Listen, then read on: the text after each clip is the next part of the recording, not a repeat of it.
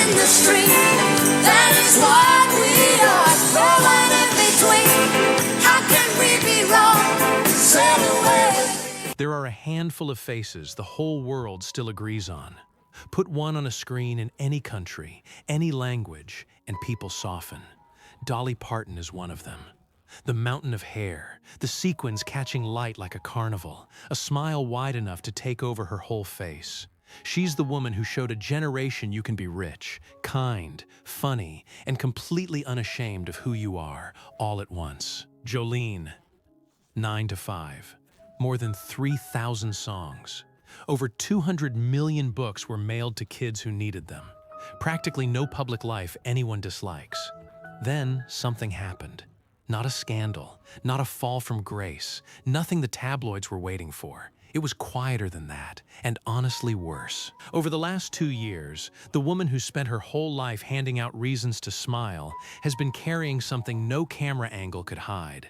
And here's the part that's hard to watch. She's still smiling, still joking, still dressed to the nines and flashing that grin. Behind it is an 80-year-old woman who's lost her husband, lost ground with her own body after years of putting everyone else first, and who has spent a lot of recent nights alone, wondering if anyone actually sees past the mirror. Before any of that, hold on to one image, because it's the same image playing out for 70 years. A little girl who barely reaches the doorknob, standing in a freezing schoolyard in the Smoky Mountains, wearing a coat the other kids are laughing at. She won't take it off. Her mother sewed it with love, and that mattered more than what anyone thought. Understand that, girl, and the rest of this makes sense.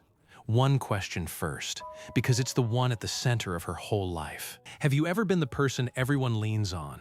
The one who shows up, who gives, who holds the room together, while nobody ever stops to ask what you need? If you have, you already know something Dolly learned a long time ago. Tell us in the comments, because that's the wound this whole story is actually about. Dolly Rebecca Parton was born January 19th, 1946, the fourth of 12 children, in a one-room cabin in Locust Ridge, Tennessee, deep in the Great Smoky Mountains. No electricity, no running water, no heat beyond a fire, and 12 bodies packed into one room. The doctor who delivered her, Dr. Robert F. Thomas, was paid with a sack of cornmeal, because that's what the family had. Her father, Robert Lee Parton, worked the fields from sunup to sundown and never learned to read a single word in his life. Her mother, Avie Lee, sang old mountain ballads by the fire, and that was the one thing that gave the cold little cabin any rhythm at all. People usually hear about a childhood like that and file it under hardship she overcame. That's not quite it. The real shape of it is this. In a house with 12 kids, a mother who needed help, and a father who couldn't read, Dolly learned early that love was something you earned by being useful. Sing, and people stop to listen. Help, and people are grateful. Be needed, and you'll be wanted. It's a natural bargain for a child to make, and by most accounts, she's been making it for the better part of 8 decades. Music got her out, and she never let it take her away for good. She was on local radio and TV as a teenager. The morning after her high school graduation in 1964, she packed her things and headed for Nashville. And on that first day in the city, she met the man who'd quietly become her whole private world. Carl Dean, 21, standing near the wishy-washy laundromat where she'd stopped. His first thought, he told people later, was that he was going to marry that girl. His second was that she was beautiful. He looked her in the face when he talked to her, which she'd later say was rare, because most people who met Dolly Parton looked at the spectacle, not the person. 2 years after that, in May 1966, they got married. A small ceremony, no press, no party. Her label wanted the marriage kept quiet, worried a female country singer with a husband might cost her male fans. She didn't hide it, but she didn't put it on display either, and that's how the most private marriage in country music began. Carl paved asphalt for a living. He hated the spotlight, never went to an award show, never once stood beside her on a stage in nearly 60 years together. For a while, fans genuinely wondered whether he was real, or whether Dolly had invented a husband to protect her image. She was the brightest name on the planet, married to a man who wanted nothing from her except her, the only person who looked at the woman, not the image. Hold on to that. He was the one person who ever asked her for nothing. Because what it costs a woman like Dolly to lose the one person who wanted nothing from her, that's the part of this story that's hard to sit with. Before the hard part, there's the scale of what she built, and you need to see it to understand what she's carrying now.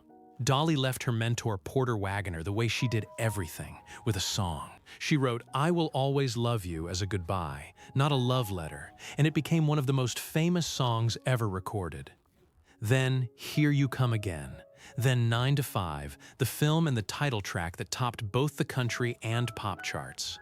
Then Dollywood, the theme park she built near the land where she grew up poor and got laughed at as a kid. It's since brought a real tourism economy and thousands of jobs to the Smokies. Then the honors, the Grammys, the Country Music Hall of Fame, the Presidential Medal of Freedom in 2023, the $1 million she gave to Vanderbilt University Medical Center in 2020 that helped fund early research behind Moderna's COVID vaccine, and the Imagination Library, the program she started for her father, who couldn't read, which has now mailed more than 200 million free books to kids around the world. Same pattern, every time. Take what the world calls worthless and turn it into something precious. The girl in the patched coat, the singer with the wild hair, the theme park on the land she grew up poor on. While she was becoming the most beloved person in America, the one who said, "I love everybody," and meant it, something was breaking underneath.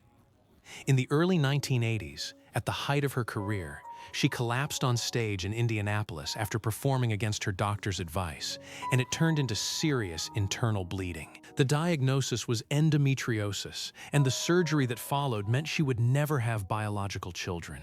Think about that. The woman who'd been a second mother to 11 siblings, who held every small cousin like her own, was told she never would be one. She buried that grief so deep, almost nobody who saw her on stage would have guessed it was there. She kept going. Keep giving. It was the only way she knew how to be. Not long after, there was an afternoon she's only ever described once, in fragments.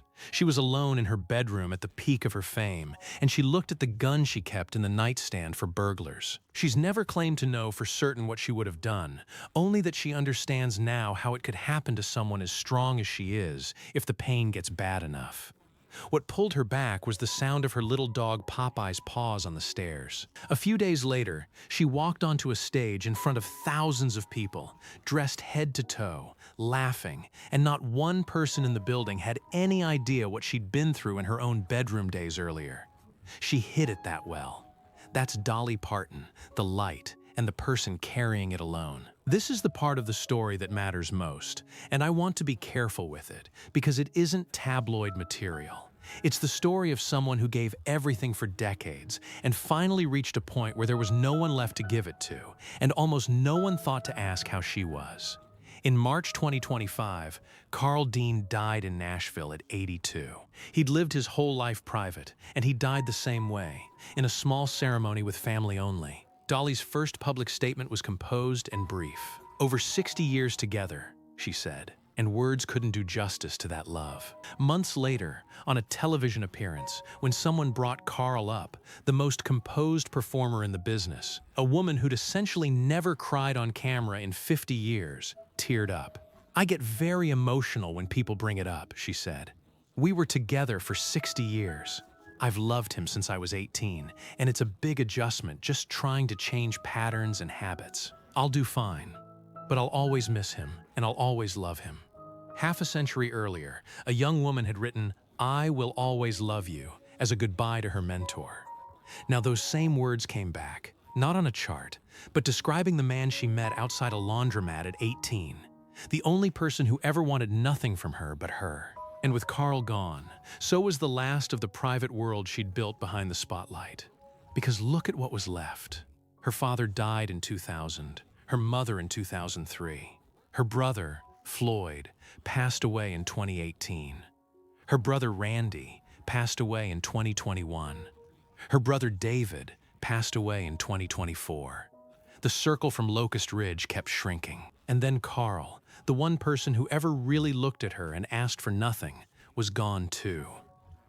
Once he was, her body, running on willpower for 60 years, sent the bill. By her own account, She'd let a lot slide while caring for him and stopped looking after herself.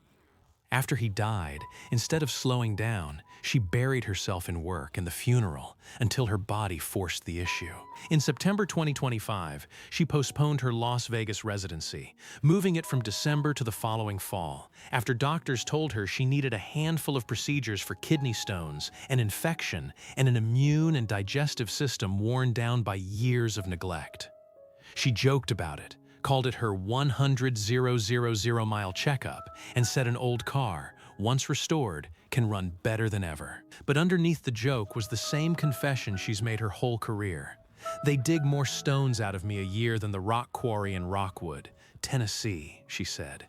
The medication, she added, makes her swimmy-headed. And still, at 80, grieving and in pain, there she is, blonde wig, rhinestones, nails too long to button her own blouse, out there laughing and giving like it costs her nothing, because that's the only way she's ever known how to be. And almost nobody who loves her has the nerve to ask, plainly, how are you, really? We just keep talking. So here's the question, and it's not about Dolly anymore. We canonize her because she's safe to love. She gives without asking, brings joy without ever burdening anyone with her own pain. And that's exactly the trap built into her whole life. We don't ask the people we love if they're okay when they make being okay look effortless. Dolly made it look effortless for 70 years. The day the smile falters, nobody's ready, because nobody ever actually asked. So think about the Dolly in your own life. The person who's always the first one there, who brings the food, who makes the room feel better, who always seems fine. The one you've quietly leaned on for years without once asking how they're actually doing. That's the real story here. The person who gives the most is usually carrying the most, alone, pretending they're fine so they don't become a burden to the very people they hold up. That's what happened to Dolly Parton at 80. She gave her whole life to the world, and the world rarely gave it back in kind. She lost the one man who wanted nothing from her. She lost her health from decades of taking care of everyone but herself. She's 80, in an emptier house than she's used to, still on stage, still handing things out, because it's the only way she knows how to exist.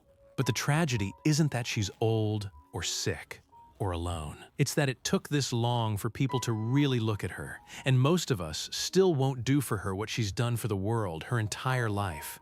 Look past the image and ask if she's actually okay. And here's the thing that keeps this from being just a sad story. She's not sitting in the dark. She's bringing a Broadway musical to New York. She's opening a museum named for the coat her mother made her. She's recording new music and still building things. Her health is struggling, but the part of her that gives hasn't slowed down. It's just changed tempo. Never forget who you are. Never forget where you came from. And always go back home, in your heart and in your mind. She said some version of that her whole life, and it was never a slogan. It was survival.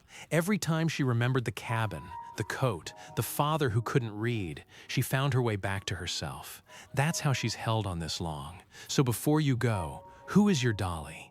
The person who's been giving so much for so long that you've stopped really seeing them? Go ask them tonight. Not how they are, how they really are. Give them something small, the way they've given you so much. Because Dolly Parton spent a lifetime showing the world what it looks like to give everything and ask for nothing back. The one thing we can still do for her, and for our own Dolly, is finally be the one who asks. If this got to you, leave a like for the woman who gave everything and never asked for anything in return. Tell us in the comments who your Dolly is, the person you're going to check on because of this video. Subscribe and turn on notifications, because we tell the stories of the people behind the smiles, the ones everyone leans on and no one checks on. Thanks for staying to the end. Take care of the people who take care of you. And never forget who you are, where you came from, and the way back home.